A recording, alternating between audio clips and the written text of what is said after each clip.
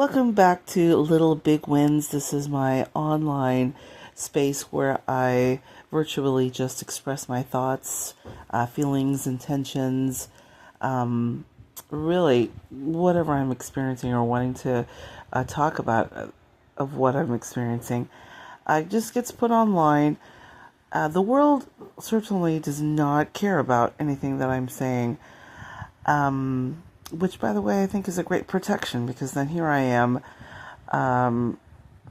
attempting to be anonymous, although I think I'm doing a horrible job, just expressing, again, those things that feel like intentions and inspirations, aspirations, maybe even anti-aspirations, however they are, my authentic thoughts about just about everything.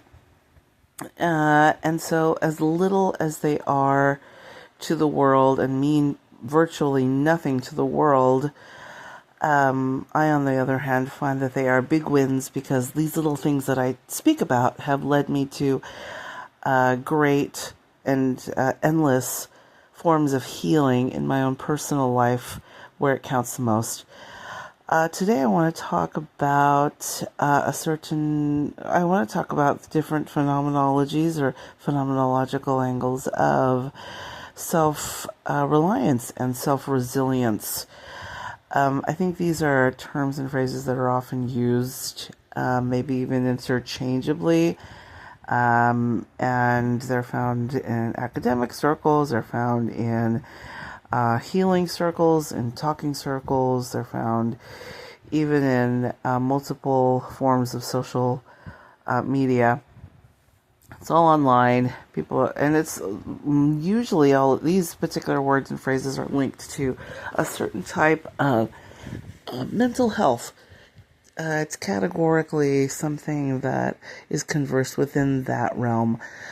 And so I just wanted to take a look at the multiple angles, the multiple perspectives, and obviously not all of them. We just don't have time online to do that right now, but I could speak about several of them, several different perspectives towards self-resilience and self-reliance.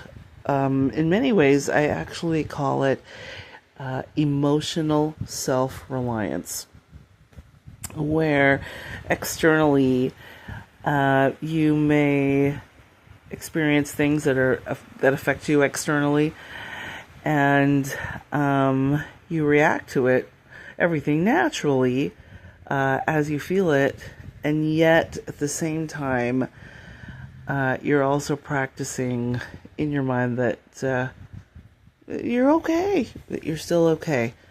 When trauma hits, you let yourself feel that trauma and go through the grief of that and really authentically feel and know what to do.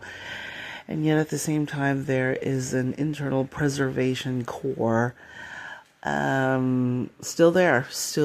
And so in that, maybe we could call that resilience and emotional self-reliance as well. Okay, so I should start by, or kick off or launch off the rest of this podcast, this episode, talking about how I'm feeling about what the projects that I'm really focused on right now.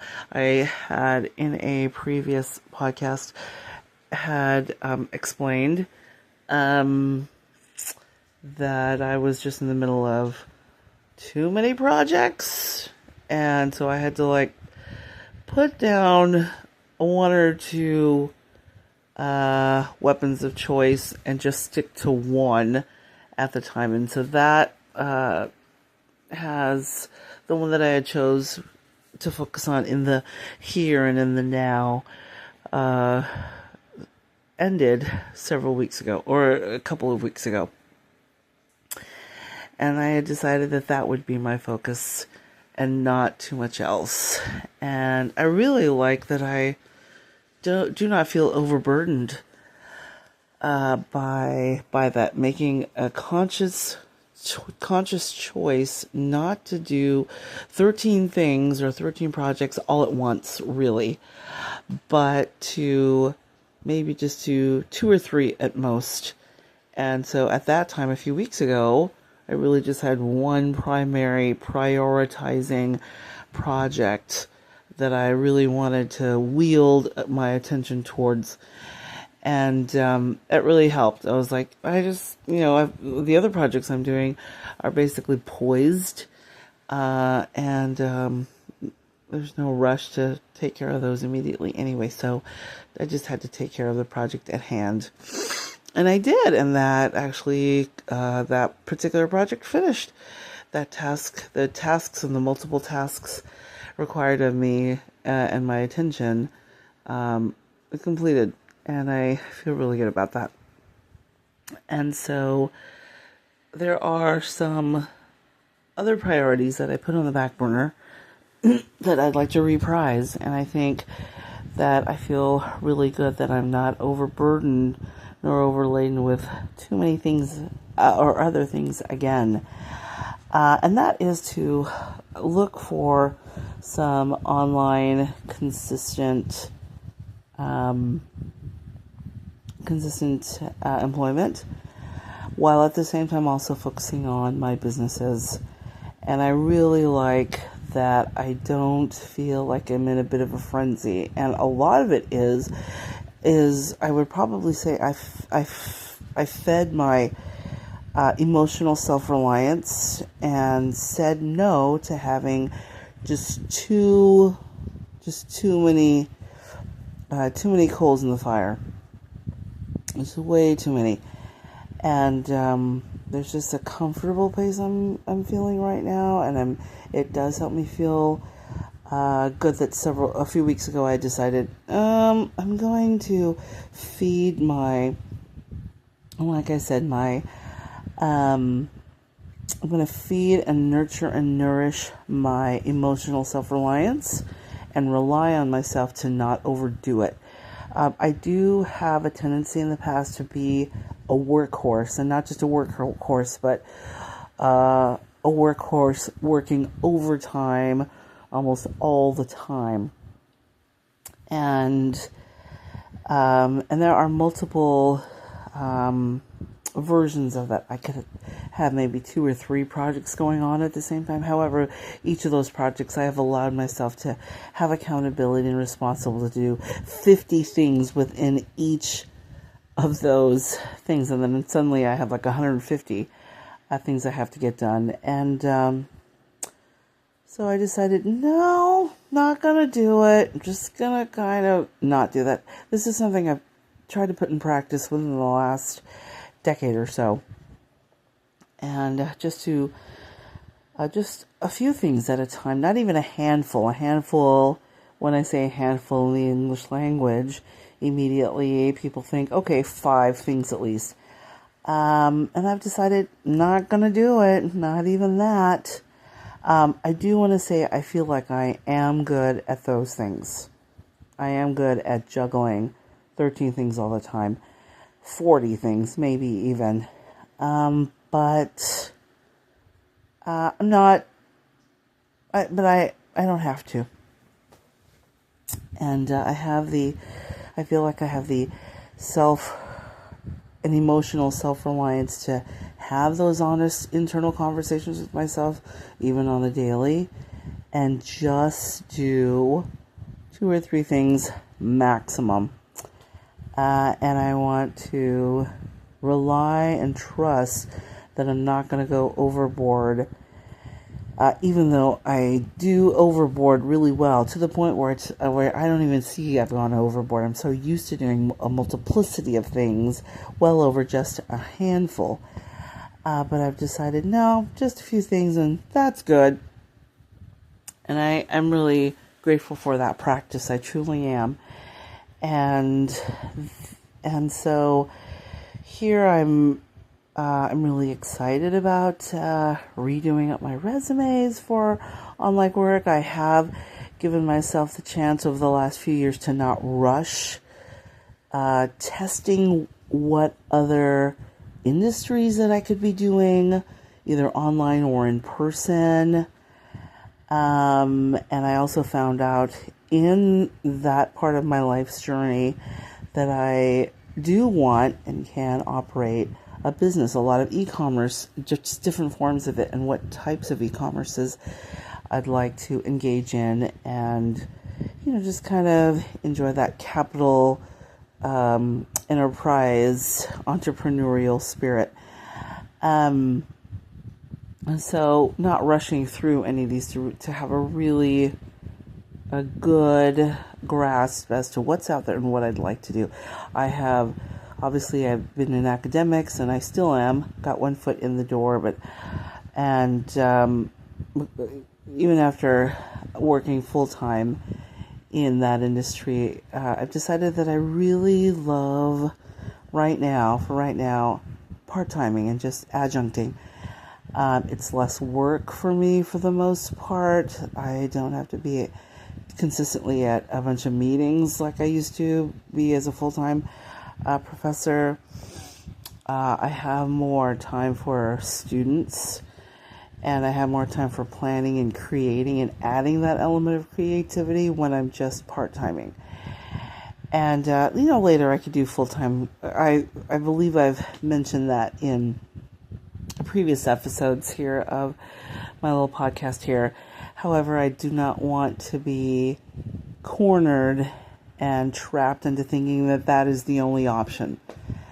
And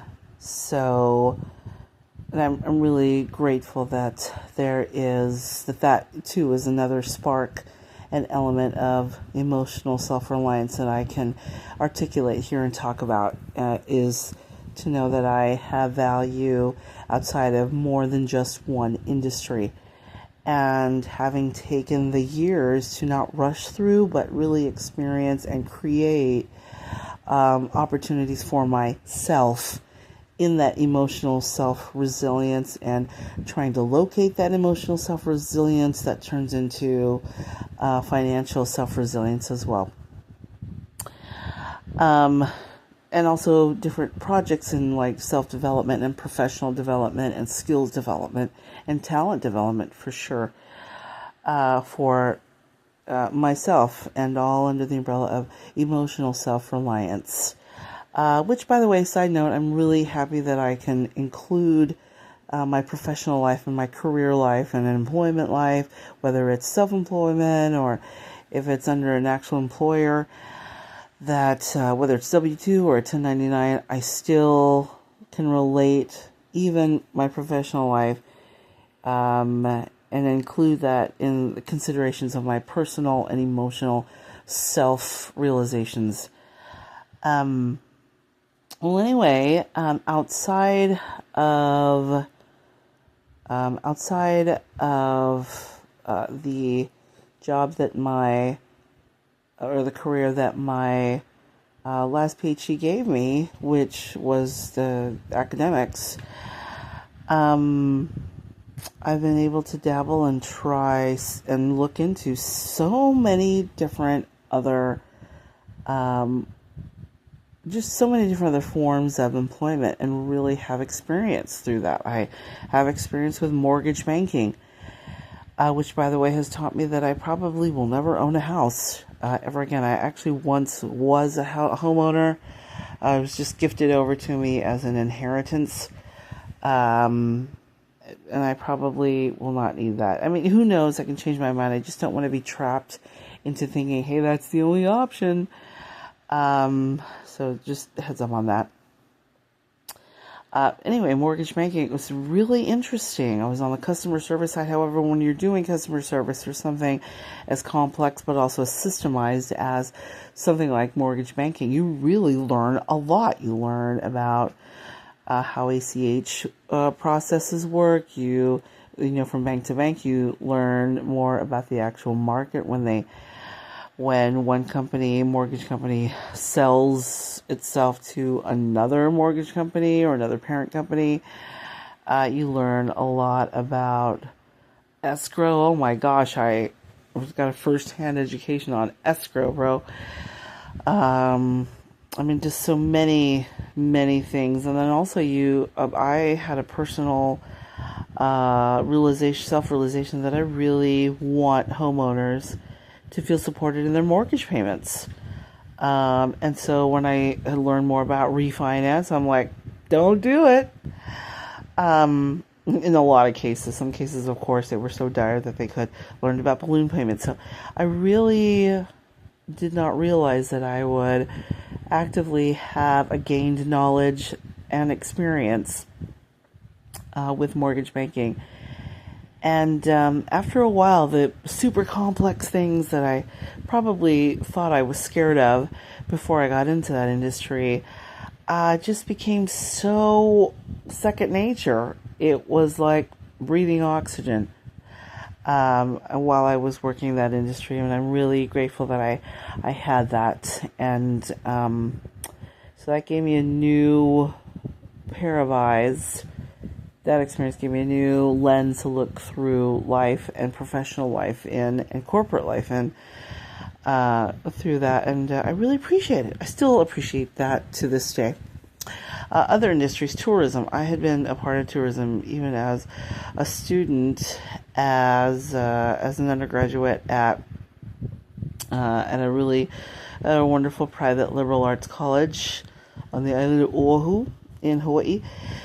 And I was just part of just the ranks of performers and culturalists and presenters, and in historical, archival,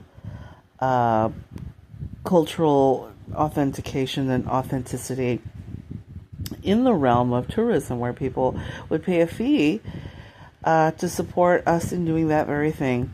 And so I felt that was something that I had dabbled in, and it was, how fortunate I was that my home region was depicted and presented in a way that was valuable to someone who wanted to be a customer and would actually pay cash to see us, and also help our efforts in maintaining that particular space, and at the same time also help us maintain jobs to attend and finish school, an undergraduate degree.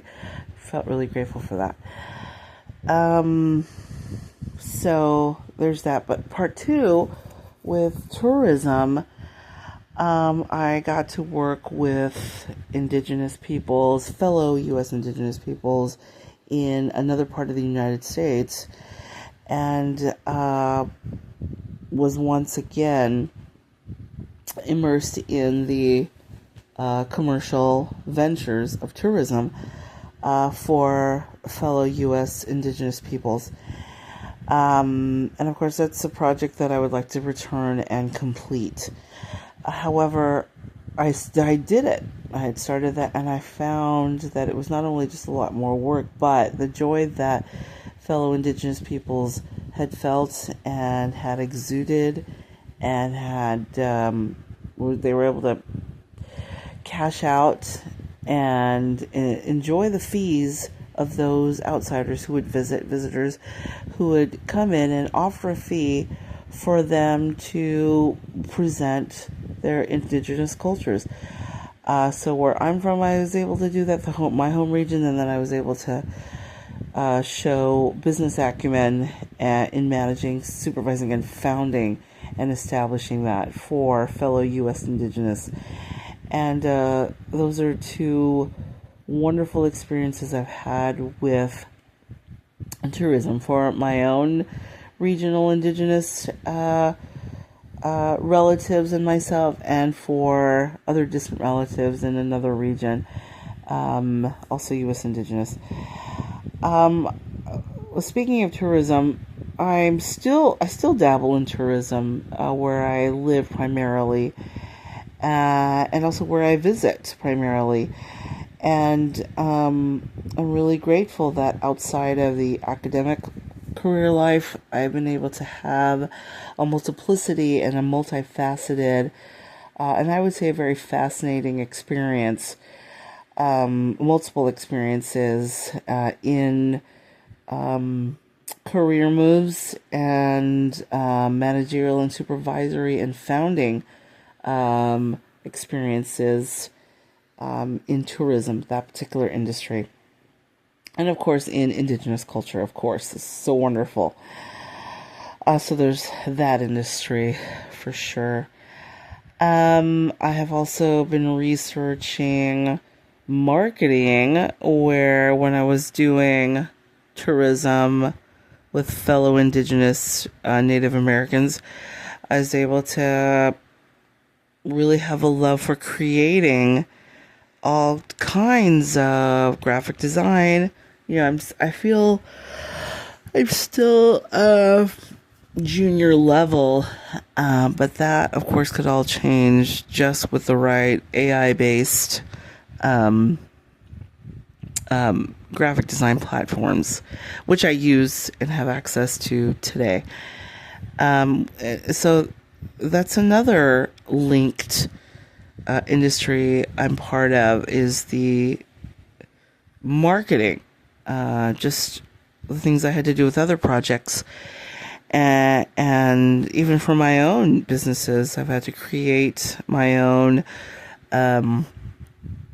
graphic design, digital graphic designs, create my own social media platforms, and I use several. I've launched one through a couple of TikTok. Of course, there's YouTube, and there's Pinterest, and there's Facebook. Obviously, there's Instagram, and there could be more. But I've poised each of them, and I've practiced the use of them, and have also trained and practiced myself as to how many times I need to train myself in keeping up with what's going on with those social media platforms, also website creation, also SEO.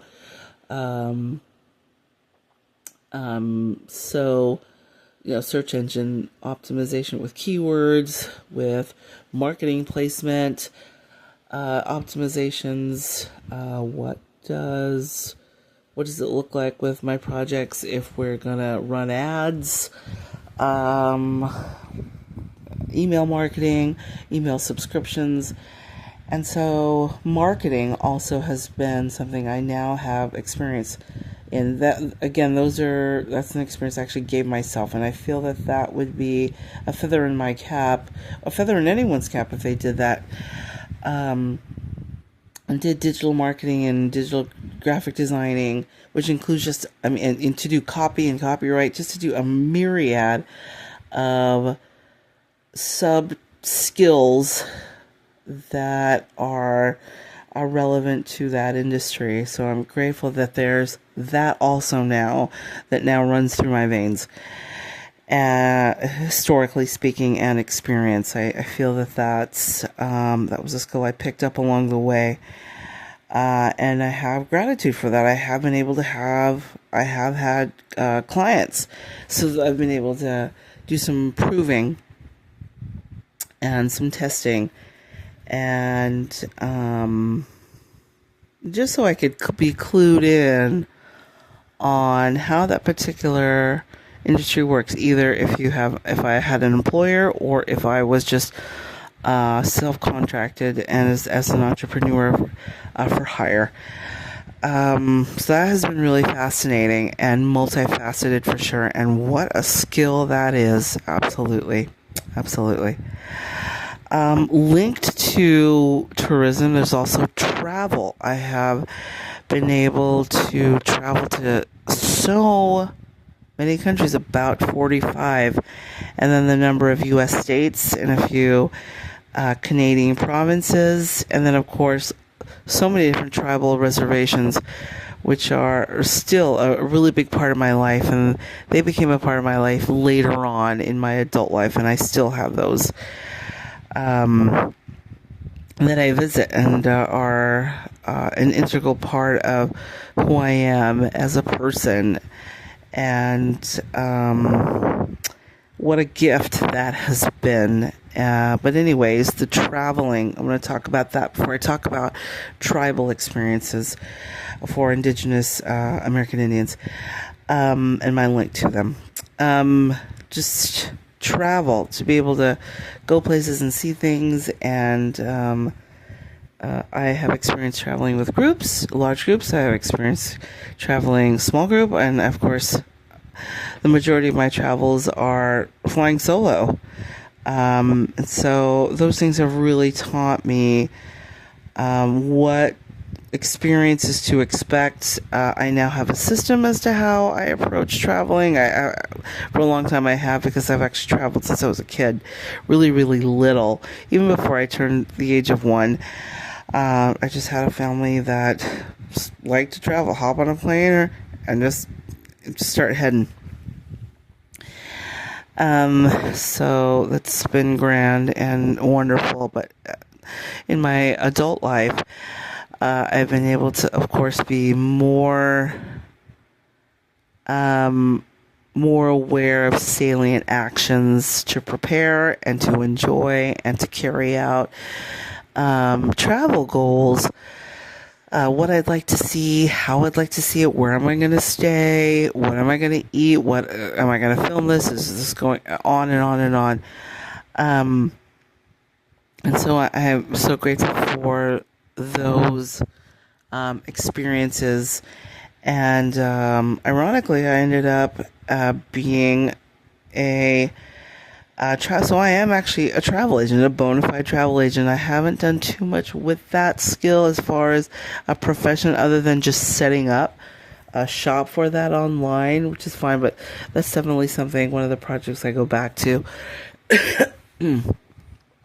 and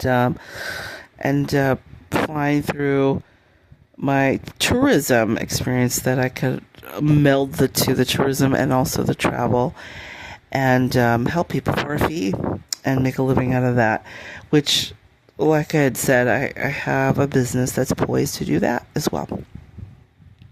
Okay, and of course travel took me to really interesting places, some places that have new places to me, that were not part of my growing up, that had a big impact in my adult life, my post-child life.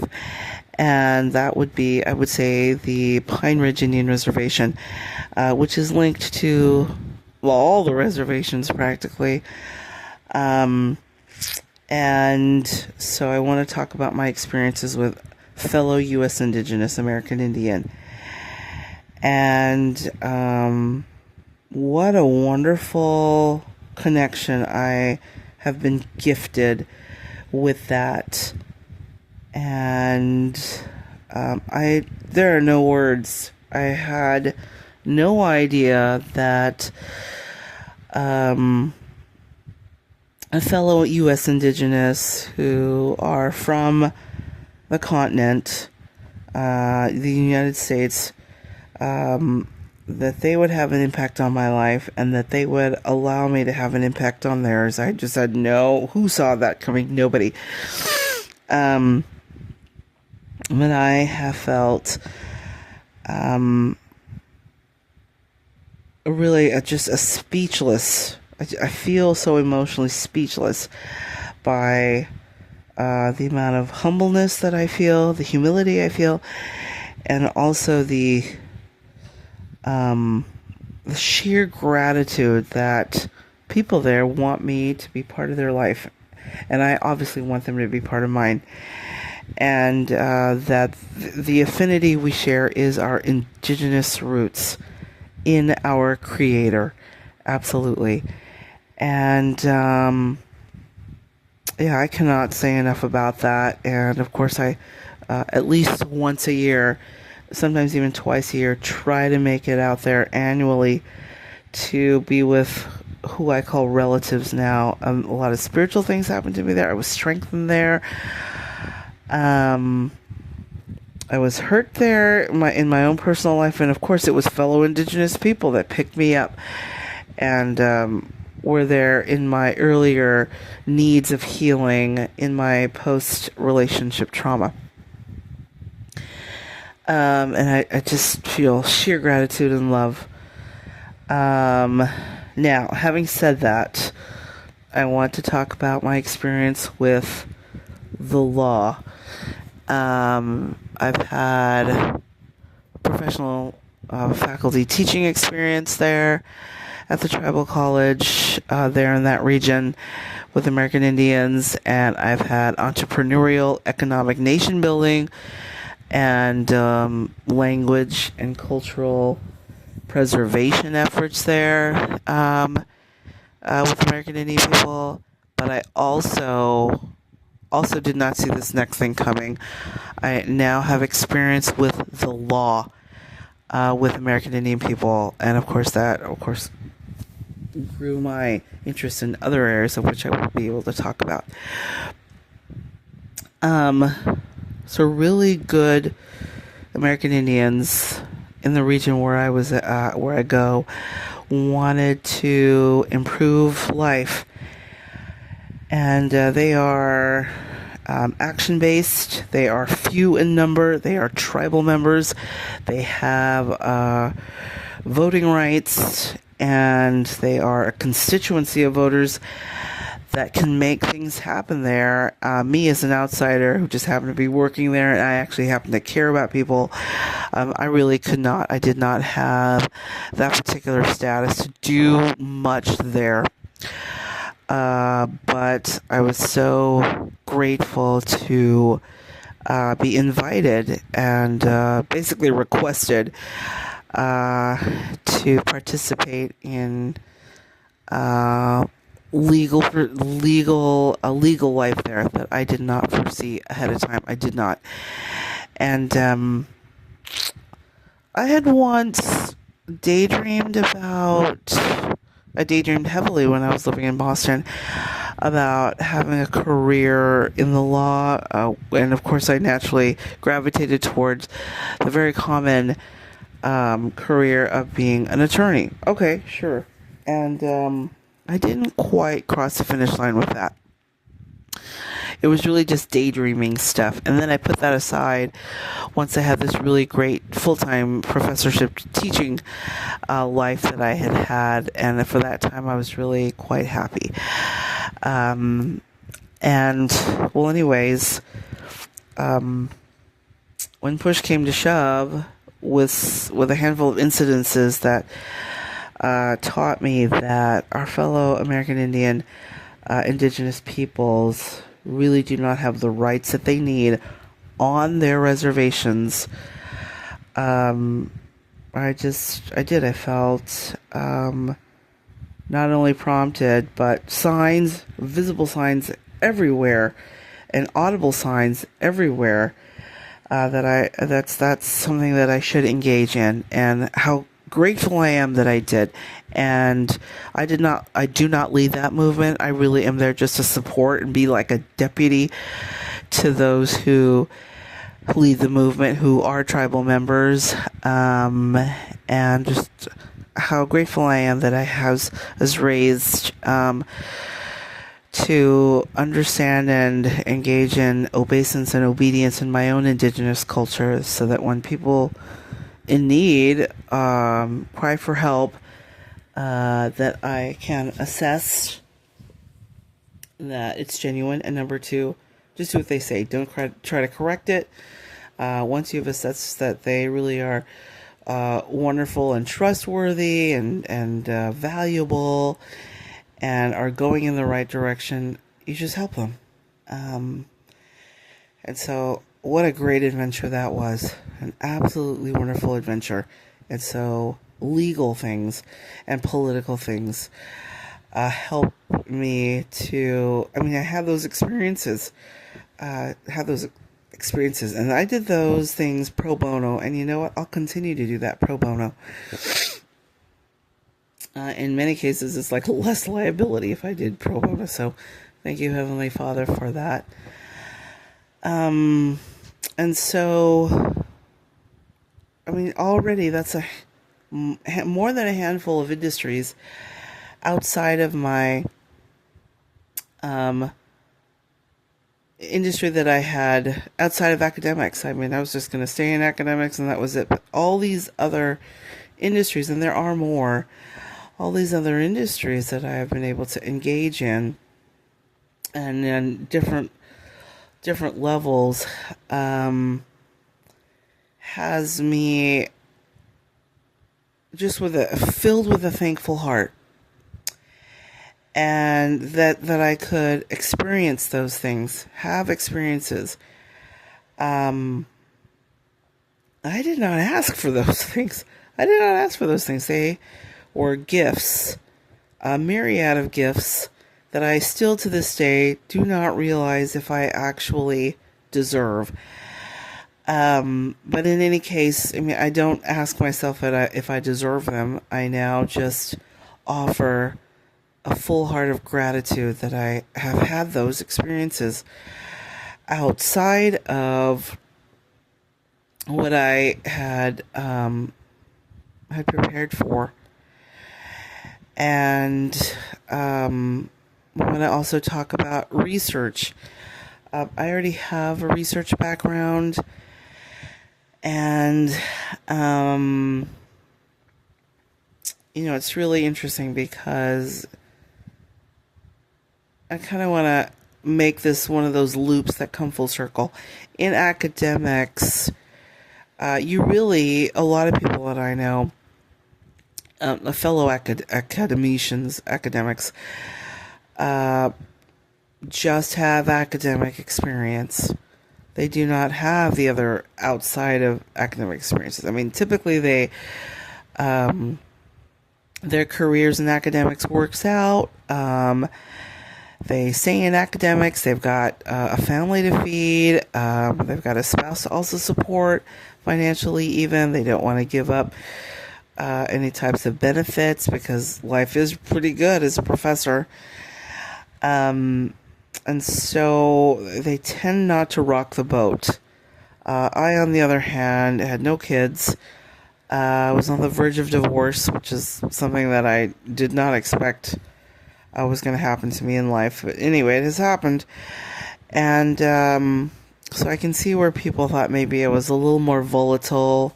On the other hand, that volatility has also become a great blessing because I have the freedom to be able to be footloose and fancy free and to also speak freely.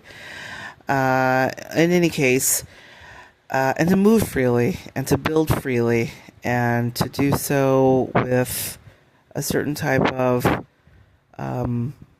gratitude in my heart to be able to freely do things in a way that is beneficial to a community, regardless of whether or not that particular hiring entity that I may have been an employee in cares or not for the community. But anyways, academics, like I was, tend to just kind of stay within their lane. So thank you, Lord, for giving me a non-laner the opportunity to have these other experiences to speak from. Speaking of the law, I would read the law because it was part of so many other academic perspective types of experiences and discussions at conferences or maybe in the classroom or amongst academic peers. But engaging in the law, very different. Very, very different. So my hat goes off to attorneys.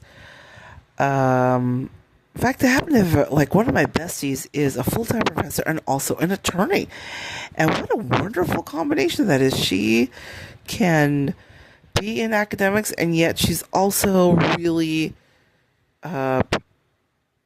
keenly observant of legal life as well.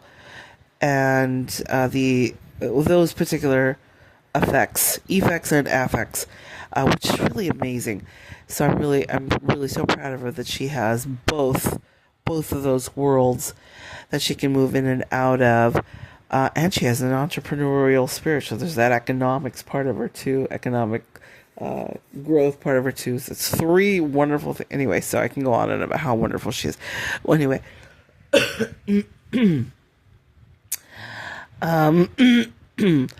So that experience outside of academics, all these multiple experiences I'm having have been gifts. And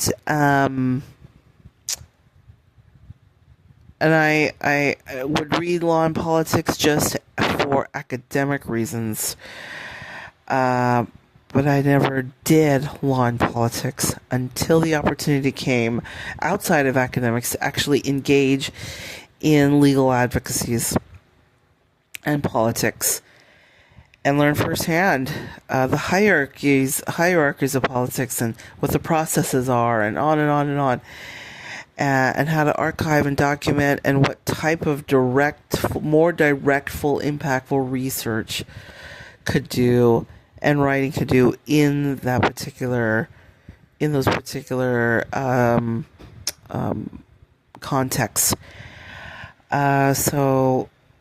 So as a result of that, I've also been able to clarify my own politics, which way I have a particular leaning towards, and I thought I was more leftist. And just as I have been able to learn more about the law and politics, and try to do so prayerfully, of course, over the years, I have turned into a conservative. And a conservative, and even a follower of Trump. I really enjoy his policies. I love reading up on his the paper trail that we've been allowed to see. More reading up on, of course, the Supreme Court, and then, of course, jurisprudence, which is something I had been doing anyway earlier on before I left academics anyway.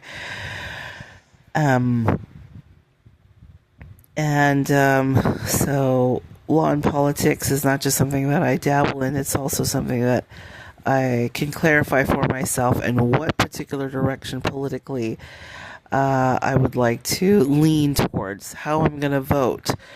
Yeah,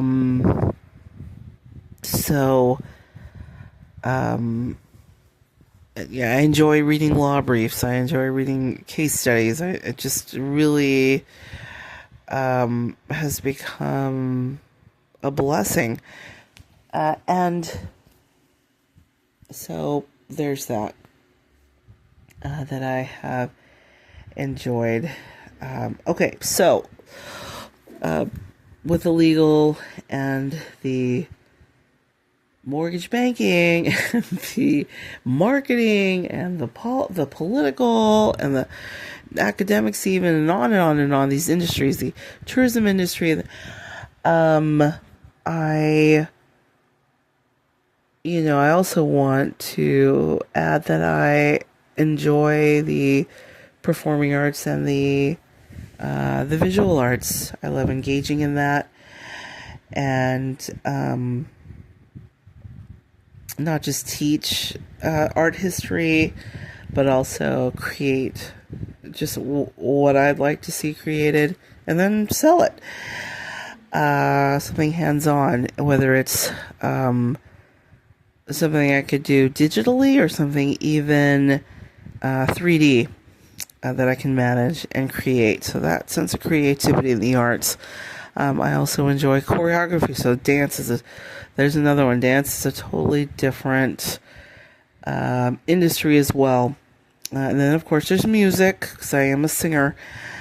And so, just on and on. So, anyway, the point I'm trying to make is I thank my Heavenly Father and my lucky stars. And I mean lucky. I thank my Heavenly Father and all my lucky stars that this multiplicity of different sectors, different industries, have been invited to dip into, has given me countless opportunities to restructure my brain and to restructure my life and my life story. No, I don't want to say that. It's restructure life skills. And so many of these things I can offer up, and I offer them up to many people. But I can also offer them up to myself in that entrepreneurial way. This bouncing back to the economics building and entrepreneurial sense of expression in industries. So that's what I'm doing.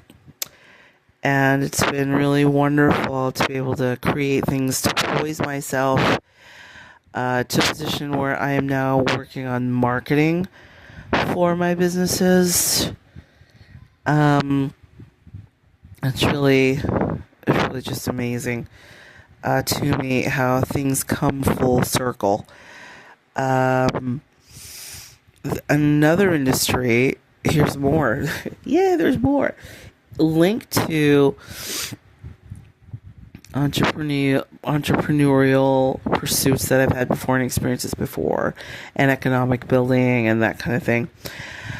I have researched, and I'm interested in oil and energy, that industry, and I'm interested in crypto. And so I do have business making, entrepreneurial ventures in that direction as well. And so I'm trying to build opportunities for myself to and create opportunities so that I can also have experiences in those as well. And I'm really excited about that. Now, what does all this have to do with emotional self-reliance? Well, I think we can give a lecture about what emotional self-reliance is and make a really nice bullet-pointed PowerPoint presentation. These days you could use like Adobe or Canva. My point being is when I present, if ever I am invited to ever make those PowerPoint presentations, they will be created and presented with a whole lot of real world, real life, first-hand experiences that seem very different than textbook only. Very different. And that emotional self-reliance I've learned that I nurtures it, in turn nurtures another thing, the freedom and the power to carve out my own type of financial life, my own type. And how wonderful that is to be free from that. I like that I can have a traditional employer as someone in an entity that holds the purse strings. Additionally, how grateful that I have learned, but at some point I also have the option of never again having to rely on that solely ever again. I don't want to feel trapped into any one invitation to progress. I really don't. However, that emotional self-reliance has taught me that level of delusion, that level of delulu is fueled from all these other experiences in life that I've had professionally especially and financially especially. These are not things I learned in college or in school. Outside of my academic life, these are things that I had picked up and had to do some self-teaching, had to do some hard knocks, and some life experiences. And so I want to I don't just want to talk about, here on this podcast, I really did not just want to talk about, hey, let's do some meditating and yoga. Although those things are really good for me, absolutely. And sometimes I continue to engage in those wonderful things. But the conversation that I would like, in the direction I would like to go in, is this additional avenue, is through these life experiences. What else has it taught me? It is actually all of these things. Okay, back it up. I also want to say that even though like all of us, we all have these experiences that are given to us. Whether they're on this set path that we prepared for and went to school for and it went perfectly for us, or whether it takes these other detours, 1 or 2 or maybe 10 detours. However, even before that, even before we are born, remember we have these gifts that we just have. I feel that my particular gifts, there are many gifts I had to develop here in my earth life, I feel, but in my Christian upbringing, I do believe we have a life before earth life. I feel that there were gifts that I've always had, and then we're born with them, and then you develop other things, or you develop the ones you've always had for a long time. And unlike a lot of other people, there are multiple gifts. The one I want to talk about tonight that was sharpened through all these experiences is this thing called discernment. In the Christian tradition that I was raised in, before we, at birth or at conception, and all the way up to the age of 8, we have this thing called the light of Christ. And this light prompts us.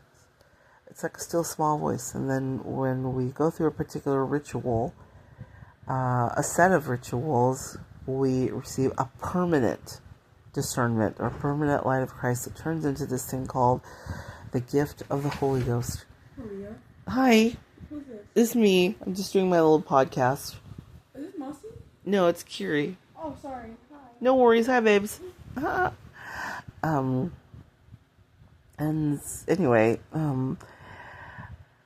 that's one of the lovely ladies that lives here in this wonderful house that, they always host me. It's just so wonderful. I feel so grateful. Well, anyway, discernment. I feel I've had that, and I think it runs in my family. I think so. My mom has it. Like my mom has it a little too good, and my grandmother has a little too good. But anyway, what form does this discernment come? At any given time, Heavenly Father will just, not in words typically, but will give me impressions. And many times I end up reading people's minds. It's sometimes horrible, actually. But then, of course, when I read their mind and then they're feeling something nasty and negative towards me, at least I have the opportunity to practice patience and forgiveness for sure. But the wonderful thing about the discernment is that not only can I practice patience and towards whatever negative feeling that they may have or choose to have for me, I can also pinpoint the problem to help them feel resolved, whether they like me or not.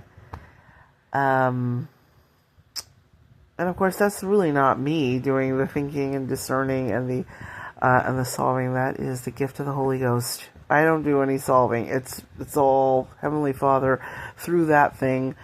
And one of the gifts that He does that, at least I feel I've always had, is that sense of discernment. And these are gifts anyone can have, really. You practice the use of them, and practice trying to be a commandment-keeping type of person. Very difficult for any human, myself included. But you just try, of course. Anyway, what does that have to do with emotional self-reliance? All these things, all these experiences, and then these very priesthood-based and priesthood-offered endowments and gifts, like discernment in the form of the light of Christ and the gift of the Holy Ghost. Those things help us feel stronger when we're feeling alone, when we're feeling excluded, when we're feeling bored. Being bored really is I have a problem with discharging something or dismissing something if I'm just suddenly feeling very bored. So that's something I've had to work on the last several years. Just my anxiety of feeling bored and then just kind of bouncing any situation when I'm like, okay, what is this? I don't have time for this boredom. Which also speaks to probably my level of anxiety, which I have been diagnosed with. And anyway, emotional self-reliance in my life has been nurtured through all these multiple and unexpected professional experiences, and of course personal experiences and spiritual experiences and emotional experiences and physical experiences I've had. But these were unplanned events in my life that showed up, and I can see where when I was experiencing them, I could be helpful to more people. So I feel gratitude that it wasn't just me just collecting skills and like building up my resume. No, this was an opportunity to put those things in the best practice, which is to always support our fellow human beings. But as I've spent this time recently really reflecting on all those experiences, I just have a full gratitude. And that gratitude, of course, feeds and nourishes and nurtures my sense of self, and or my sense of emotional self-reliance. I'm really good at being alone. It's probably why none of my relationships have actually worked. Maybe there's that. There's an independent side of me because I'm such a workhorse, and even though I have, and I have an eye single towards finishing goals and having accomplishments in a particular in any particular project. I'm even good at teamwork, but that's just it. When I say I'm good at teamwork, I'm saying I am good at including other people in a project. And I have a particular way of doing that. So you can already hear what resonates in me, the sense of self in the I.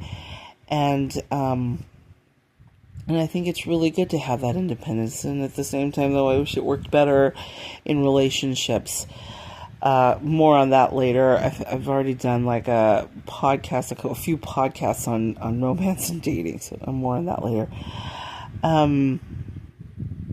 And so I think that sense of self is something that I come with in a particular way. I think it appears and maybe feels oblique to other human beings around me, especially those who don't know me. And at the same time, I have a gratitude towards that because it seems like that's part of my sense and experience of emotional self-reliance, its ability to be able to stand alone and to get things done and to be a one-woman show, that whole thing. And that's where I park my car. If you if you catch my drift there. And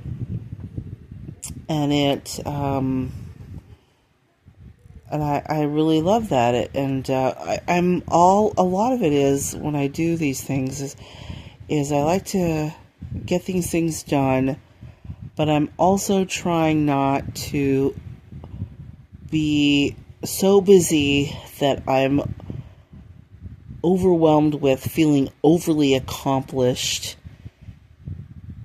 in non-helpful ways. Does that make sense? Let me see if I could restate that. I'm grateful that I have this sense of independence. I'm grateful that I'm really good at just like crossing the finish line on so many things. I'm really grateful for that. I'm grateful that I'm able to do things and get them done. I'm grateful for that. And of course that harks back to, I would say, traditional island upbringing back in the Samoan Islands, for sure. It's in our linguistics, it's in our way of doing things. On top of that, we have this Mormonism on top of that.